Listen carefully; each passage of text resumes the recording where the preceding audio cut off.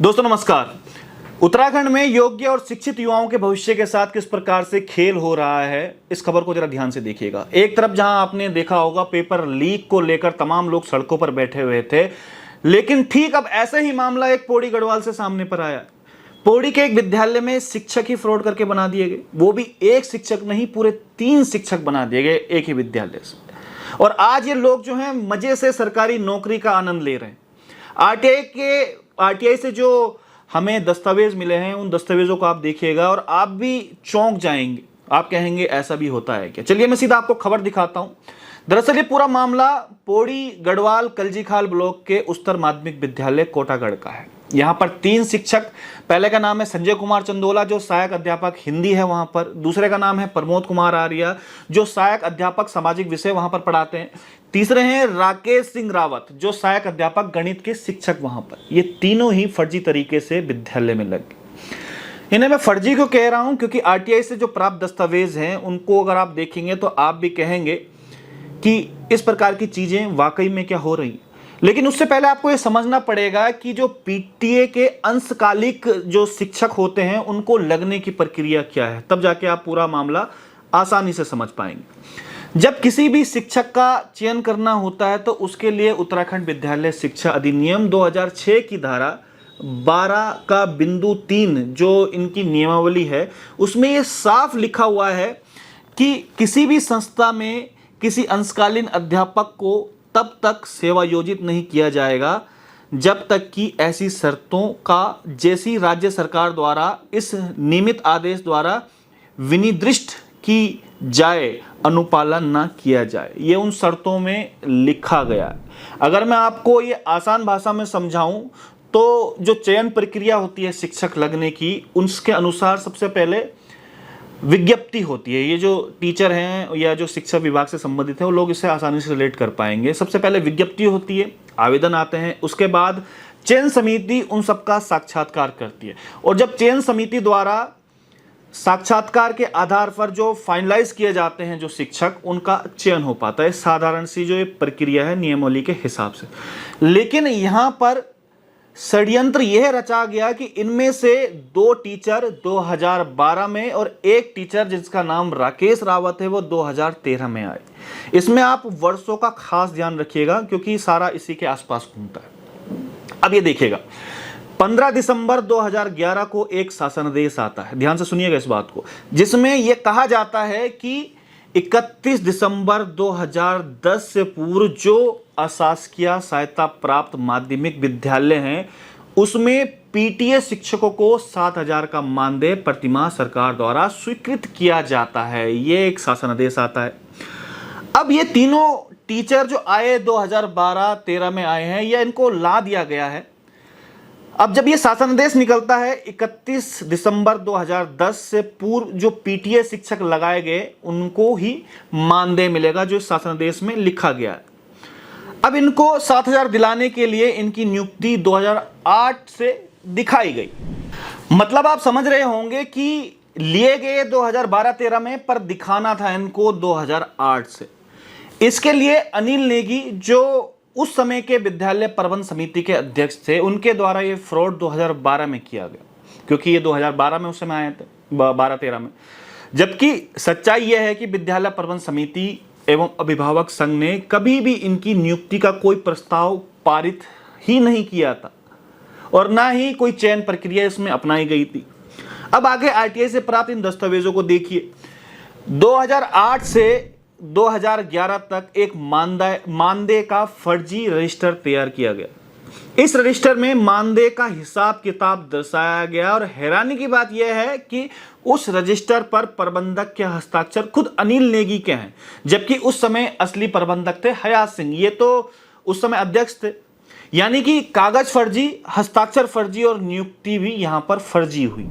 यह बात हम इसलिए कह रहे हैं क्योंकि आरटीआई से प्राप्त दस्तावेजों में आय व्यय का ब्यौरा है जिसे विद्यालय की कैश बुक भी कहते हैं।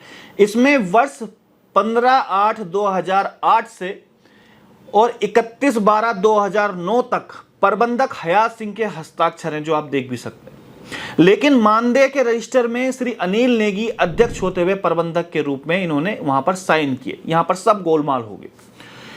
ऐसा इसलिए हुआ क्योंकि हयात सिंह की मृत्यु 2012 में हो गई थी और यह मानदेय का जो रजिस्टर तैयार किया गया ये 2012 में किया गया, लेकिन दर्शाना था कि ये 2008 का रजिस्टर। इन्हें 2008 से मानदेय मिल रहा है, लेकिन हैरान करने वाली बात यह है कि 2008 से 2011 तक जो पैसा जो आय व्यय और मानदेय में दर्शाया गया, ये पैसा कभी भी विद्यालय के खाते में और विद्यालय केस बुक में आया ही नहीं।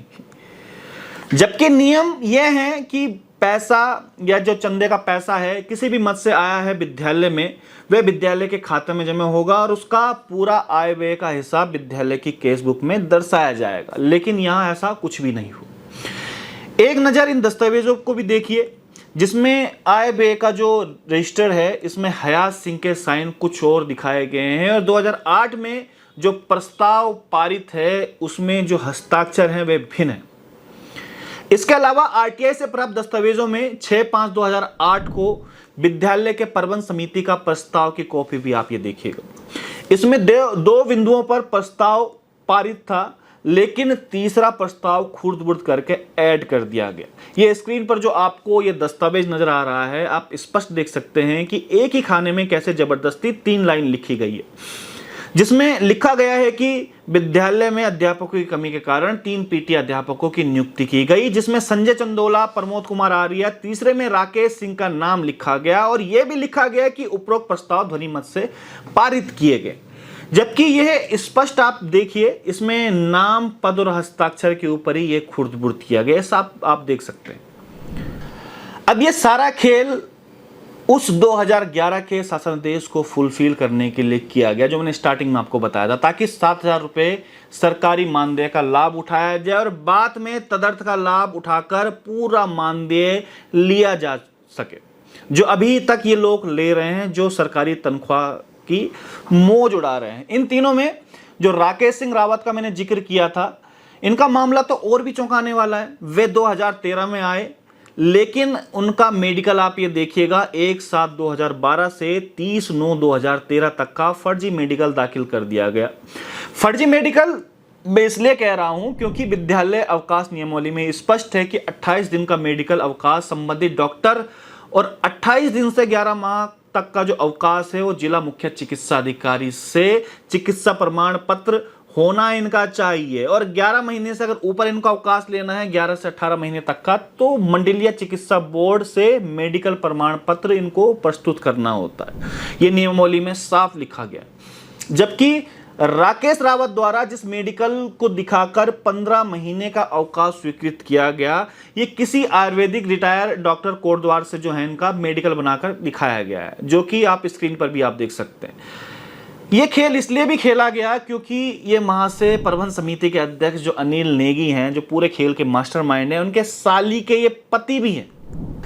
इनमें 3 टीचरों में से 2 टीचर के पास तो TT2 जो सर्टिफिकेट होना चाहिए वो सर्टिफिकेट ही नहीं है, जबकि 2010 से ये कंपलसरी था होना कि भाई T2 का जो सर्टिफिकेट है वो होना चाहिए।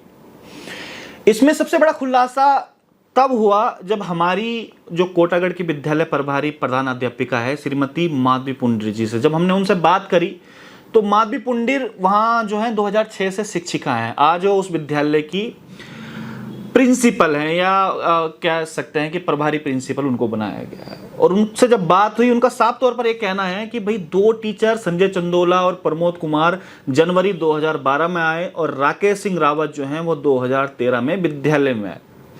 बाकी इनका मानदेय 2008 से किस प्रकार से दिखाया गया, इससे तो मैं भी अचंभित हूं। इस बारे में जब खंड शिक्षा अधिकारी कलजीखाल संजय कुमार से बात हुई तो उनका कहना था कि ये सारी जो प्रक्रिया होती है, चयन प्रक्रिया, जिला स्तर पर मुख्य शिक्षा अधिकारी, जिला शिक्षा अधिकारी के स्तर पर ही ये सारी चयन प्रक्रिया होती है। और जब मुख्य शिक्षा अधिकारी पौड़ी गढ़वाल जो नागेंद्र बर्थवाल इस समय हैं, जब उनसे बात हुई तो उनका कहना है कि उनके संज्ञान में इस प्रकार का कोई मामला ही नहीं है। लेकिन जिस प्रकार से अगर आप बता रहे हैं ये गंभीर विषय है, अगर मेरे पास इस प्रकार का मामला आएगा तो इस पर तुरंत कार्रवाई की जाएगी, ये कहना था जो वहाँ पे मुख्य शिक्षा अधिकारी बर्थवाल जी। इसमें कितनी हैरानी की बात है कि 3 फर्जी शिक्षक जो आज मजे से सरकारी मानदेय का लाभ ले रहे हैं, शिक्षा विभाग के अधिकारियों को भनक तक नहीं है कि किस प्रकार पहले मानदेय दिया हुआ है, फिर उसके बाद ये तदर्थ हो गए।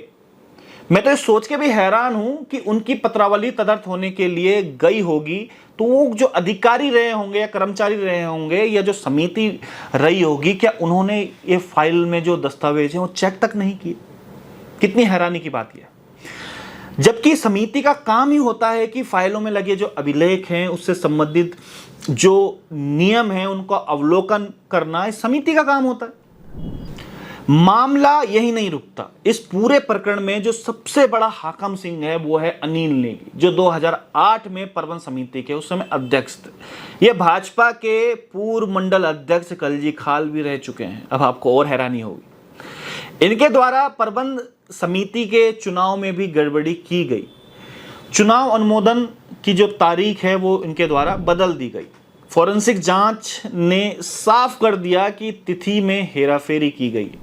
जिलाधिकारी ने जब जांच कराई तो चुनाव अनुमोदन उसमें गलत पाया गया। मामला सचिव शिक्षा तक पहुंचा, उन्होंने पुनः जांच करवाई। अपर निदेशक गढ़वाल मंडल ने भी अपनी रिपोर्ट में लिखा है कि चुनाव और अनुमोदन दोनों ही नियमों के विपरीत और गलत हुए हैं। इसके बाद जो सचिव शिक्षा हैं उन्होंने एक निर्णायक कदम उठाया और 24/3/2025 को चुनाव निरस्त करने एवं विद्यालय में प्राधिकृत नियंत्रक एसडीएम पौड़ी को लगाने हेतु अनुमोदन कर दिया था उन्होंने, जो आप अपनी स्क्रीन पर भी देख सकते हैं। अनुसचिव के द्वारा भी लेटर जारी करने के लिए अनुभाग 4 में एक नोट लिखा गया कि कृपया प्राधिकृत नियंत्रण नामित किए जाने संबंधी आदेश निर्गत करने से पूर्व प्रकरण पर माननीय विभाग के मंत्री जी का अनुमोदन प्राप्त किया जाना समीचीन प्रतीत होता है। जबकि सचिव शिक्षा के अनुमोदन के बाद नियम अनुसार सीधा पत्र जारी होना था, जो नियम कहते हैं। लेकिन यहां पर सोना थपलियाल के द्वारा फाइल को लंबा खींचने के लिए नियम विरुद्ध यह नोटिंग की गई, जिसमें 6 महीने ये फाइल लंबित रही और फिर 6 महीने बाद सचिव शिक्षा ने फिर से अनिल नेगी के द्वारा कराए गए प्रबंध समिति के चुनाव 15/9/2025 को निरस्त करने का पत्र जारी किया एवं इसमें जो चुनाव कराने के आदेश भी दिए गए। साथ ही विद्यालय का प्रभार प्राधिकृत नियंत्रक के तौर पर एसडीएम पौड़ी को नियुक्ति पत्र भी जारी कर दिया गया। अभी वर्तमान में एसडीएम पौड़ी विद्यालय ही प्राधिकृत नियंत्रक वहां के हैं। इससे आप अंदाजा लगा सकते हैं कि अनुभाग में बैठे हुए अधिकारी जानबूझकर कैसे फाइलों को लटकाने का काम करते हैं। क्योंकि आप देखिए ना, इसमें जब सचिव साहब अनुमोदन कर रहे हैं तो उसके बाद अनुभाग अधिकारी इस प्रकार से लिख रहे हैं कि इसमें मंत्री जी का भी जो है वो इसमें समीचीन प्रतीत होता है, जो कि इस प्रकार के कोई नियम है ही नहीं। ये फाइनलाइज जब सचिव से हो जाता है तो उसके बाद जो है उसके बाद इसमें कुछ इफ एंड बट नहीं बचता। इस संबंध में जब हमारी डिप्टी सचिव ऋचा जी से बात हुई तो उनका कहना था कि ऐसा कोई नियम ही नहीं है। इन्होंने भी यही बात बोली है, उनका भी यही जवाब था। फॉरेंसिक जांच में जो चुनाव तिथि की बदलने की रिपोर्ट आई, इसी मामले में अनिल नेगी और मानिक लाल जो लिपिक थे वहां पर, उनके खिलाफ एफआईआर हुई। कहानी यही खत्म नहीं होती। प्राथमिकी दर्ज होने के बावजूद अनिल नेगी और शिक्षा विभाग ने मिलकर मानिक लाल को बचाने का पूरा षड्यंत्र रचा। नियमों के अनुसार उन्हें केवल अंशकालिक पेंशन मिल सकती थी, लेकिन अनिल नेगी और मुख्य शिक्षा अधिकारी पौड़ी के द्वारा न्यायालय में वाद न चलने का प्रमाण पत्र भी जारी किया गया। पेंशन निदेशालय को भेजा गया, जबकि पेंशन निदेशालय और प्रधान अध्यापिका थी, दोनों ने पहले ही लिखित रूप में बताया था कि मानिक लाल जो लिपिक हैं और अनिल नेगी पर प्राथमिकी दर्ज है, यानी कि उनके ऊपर एफआईआर दर्ज। निदेशालय कोषागार पेंशन एवं हकदारी उत्तराखंड के अपर निदेशक के द्वारा दिनांक 16 अक्टूबर 2024 को मुख्य शिक्षा अधिकारी पौड़ी गढ़वाल को यह स्पष्ट बता दिया गया कि श्री मानिक लाल सिलमाना पर बाद लंबित होने के कारण पेंशन स्वीकृत किया जाना नियम अनुसार नहीं है। लेकिन इसके बावजूद भी अनिल नेगी और मुख्य शिक्षा अधिकारी पौड़ी के द्वारा न्यायालय में वाद न चलने का प्रमाण पत्र जारी कर दिया गया और मानिक लाल की पेंशन लगा दी गई। अब सोचिएगा, ये सब एक विद्यालय के भीतर हुआ जहां पर बच्चों को शिक्षा मिलनी चाहिए, वहां पर फर्जी रजिस्टर, फर्जी मेडिकल, फर्जी नियुक्ति, फर्जी चुनाव कराए जा रहे हैं। 3 झूठे शिक्षकों को दिखाकर लाखों रुपए डकार दिए गए और शिक्षा विभाग की आंखों के सामने ये सारा खेल चल रहा है और शिक्षा विभाग को कुछ पता ही नहीं। ये सिर्फ एक विद्यालय का मामला नहीं है, ये शिक्षा व्यवस्था के ऊपर एक सीधा हमला है। अगर अध्यापक और अधिकारी मिलकर बच्चों की शिक्षा को ही भ्रष्टाचार का जरिया बना देंगे और इस समाज का भविष्य कैसे सुरक्षित रह पाएगा। दोस्तों, ये घोटाला साफ दर्शाता है कि जब सत्ता और विभाग के कुछ लोग मिल जाते हैं तो बच्चों का भविष्य भी उनके लिए केवल पैसे की बोली का एक जरिया बन जाता है। असल में शिक्षा विभाग के हाकम तो ये तीनों शिक्षक हैं। अनिल नेगी हैं जो पूर्व प्रबंधक उस समय थे, और शिक्षा विभाग के ये अधिकारी हैं। अब वक्त आ गया है कि सरकार और शिक्षा विभाग इस पूरे मामले पर कठोर कदम उठाए और जनता के सामने साबित करे कि शिक्षा के मंदिर में भ्रष्टाचार की कोई जगह नहीं है। बहुत बहुत धन्यवाद। नमस्कार।